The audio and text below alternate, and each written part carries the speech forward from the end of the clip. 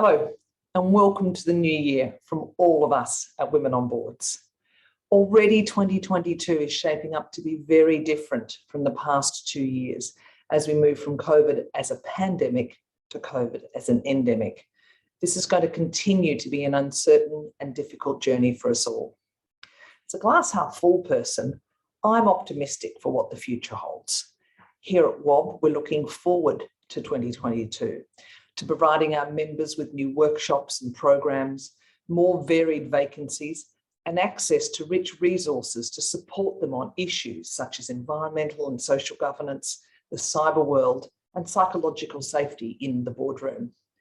We're also really looking forward to partnering on a research project on inclusion in the boardroom and to turning our focus toward enabling culturally diverse and Indigenous women to achieve board roles. At the end of this busy year, we'll celebrate at the WOB conference. Impact, influence, inspire. Mark the 15th and 16th of November in your diaries today. And in all of this, we look forward to welcoming newcomers to the amazing WOB network and to supporting all our members as they traverse the challenges and complexity that 2022 will bring. Thank you.